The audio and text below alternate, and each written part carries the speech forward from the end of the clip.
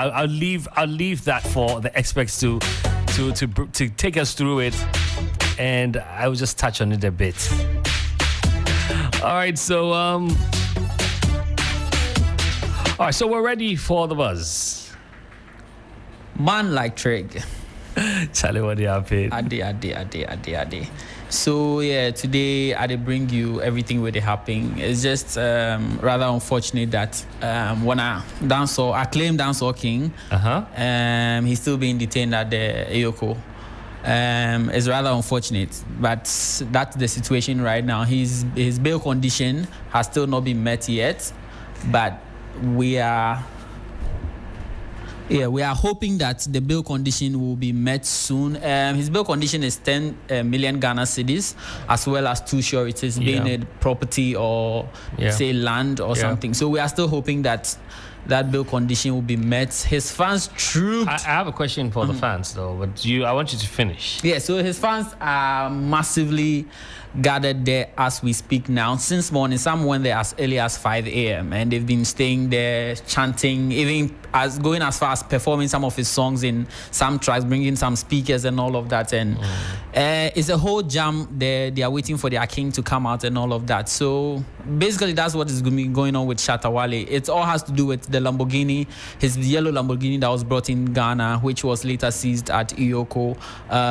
Is still under investigations with regards to some tax components about the purchase of that car. And so we saw people are speculating on social media that we saw this coming, especially because of his outburst on social media as well. Exactly. And people are kind of not surprised, but they are hoping that, the whole situation is solved properly. Shatta Wale gets to come out, and that's how it's going right now.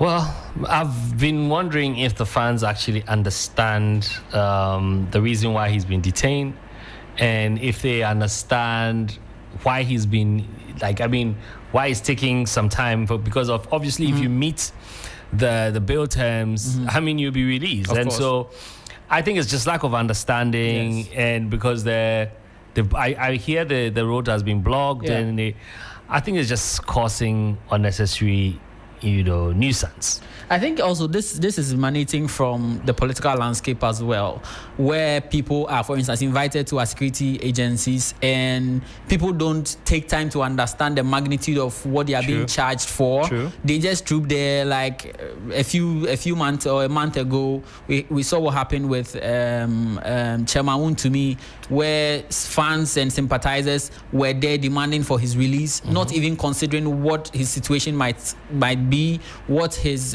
whatever the charges may be, not understanding the full spectrum of what that is. So I think we understand the love that they are trying to show their king and all of that, but they should also understand where the law or what the law is saying about why he's being detained there as well. And I personally will entreat everybody to act within a certain parameters. I agree. And not also, temper anything that will take them to the police or even Iyoko as well. Because some even statements that fans are making can add up to the whole conversation. Yes. So I hope everybody that is there is being safe and being aware of what's happening. Look, I think they just need to be very responsible and be patient and respect law and order. That's something that I think is lacking. Anytime we come on this show, I'm always saying that the Ghana we are creating is slowly going to detonate one day, and it will be in all of our faces. I think even our politicians have been seen being like this. And so I can see some posts on social media, people justifying it and say even our leaders walked there and all of that. People are watching. I always say that people are a reflection of their leaders, and the leaders are a reflection of the people. Our hearts go out to him. Nobody wants anybody to be in trouble. Of course. But if the law has to take its course, it has to be respected. And I don't think he's been arrested. No. He's been detained. He was invited. He was invited. Yes. And because the investigations is still going on, then they might have had extra questions or more things to discuss with him. It took them overnight, and that's why he's still there. However, I think perhaps there must have been a charge. That's why he has to meet the bail condition. So on our Facebook page we have we have Yoko's letter quite lengthy, so we may not be able to read it all.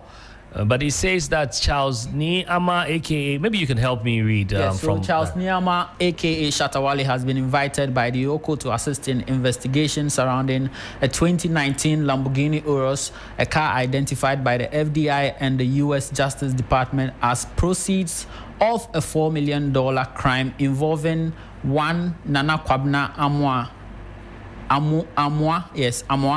Ghanaian who is currently serving jail term in the United States of America. The investigation forms part of a larger investigation regarding possible co-conspiracy in a $4 million crime which occurred in the U.S. involving some Ghanaians and recoveries of the proceeds of the crime. So this is just an excerpt of a larger part of the statement that was released by Yoko. I mean, look, this is an advice to all of you who love social media and love to put out your issues like all the time. I think when it comes to issues with law, the police, things that are in courts, investigations, it's best to keep quiet. It's best to keep quiet because then whatever you say, there's a reason why when you're being arrested, they read your rights to you and they also tell you that whatever you say will be used against you. I want to believe that these are some of the things that he may have said in his outburst, because he goes on to say on August 5th, 2025, following a public claim by Charles Niama Mensah that he purchased the car at a price of $150,000 from an unidentified party, Yoko issued an invitation to him to report on August 13th, which appointment was rescheduled to August 20th at 10 a.m. to assist with investigations. Because the moment the car is flagged as a crime, from coming out of a crime, and now you claim you have bought it, then if investigation is ongoing, they would want to know where you bought it from. Then maybe that person could also help lead to how he came by the car. So I think...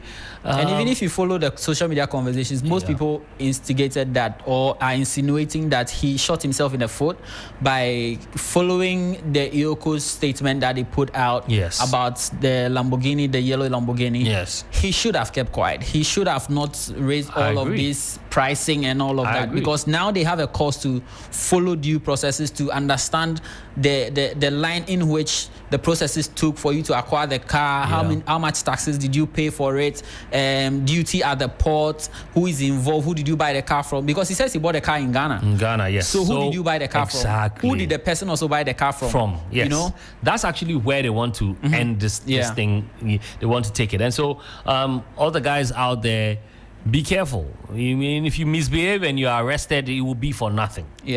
You know, I know you are fans. We are all fans. At the end of the day, you don't want to get yourself into trouble for something you didn't even plan to do, or you were not even a part of. And even a recent documentary on stolen cars that are being brought to Africa, it says that about 300,000 cars are brought to Africa which are not properly documented, and all of those cars are stolen cars. So now, you know, a few months back, FBI was in town. Seized most of these luxury cars, which were either stolen or misbought or somehow through a shady deal got here. So I would, like you're saying, it would be prudent for everybody to be cautious when you're buying a car.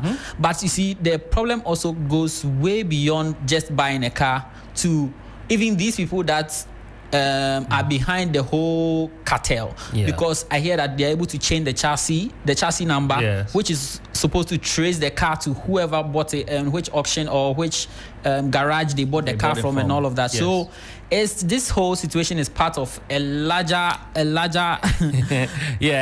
scenario. We just need to be careful. I mean, and also even if you are gifted something, make sure. I've received a very big gifts at the time before, and the person was an older person, actually gave me papers and documentations to it, and actually led me to certain I remember GRA, because you know there's a gift tax. GRA invited me some time back, and you know, and I went with him because I mean it was a gift. I mean I haven't said I've bought it, so I went with him, and we all went together. And it was sorted out in like 10 minutes. We were just left to go. And so there needs to be some education. I'll find out more information around these things. We need to educate the people. Even somebody comes to leave their car in your house and they say, oh, I'm leaving it here, I'm traveling, I'll be back, I'll pick it up, and in a month it's still there. You could be in trouble. Yeah. So, yes, we need to educate the public on some of these things. It's rather unfortunate that it's happening to one of our own. Like I said, we don't wish anybody to be in trouble. But I have a question. Do you think it was premature for him to have gotten the second Lamborghini? Especially because the whole situation was emanating from a luxury car and all of that. I think so. I think, and then I think he also didn't have to put it out. Right. Because he could have still bought it and be quiet about it, and he would have gone to his house quietly and nobody would know. You know, even if they, now when your car comes, the people at the harbor, they themselves take their pictures. Yeah. But you can dissociate yourself from it, and it would have been brought to your house quietly. You use it every Sunday, Sundays. But you can use it. You know the branch at Awali, it will be difficult to hide it, Yeah. Because it's sort of that euphoria adds to the kind of brand. Yes, it adds to the brand. Yeah. So I can understand. But anyway. Yeah, I mean, we'll be following the story keenly, and we'll be bringing our lovely listeners up to speed. All of the information that will be happening, everything that will be happening at the Yoko, and but even the car after. Is fine. The car is nice. You hear the exhaust. Yeah, the car. Yes, you hear the exhaust. Yes, the car. It'll be. Your DJ, the Aspa, you go get there. You go get there. Mine is coming. All right, okay, let's move on. Right, so we are super excited about our very own Asedeba, who has been announced as, the finest on the continent at the moment, who has won the Kobla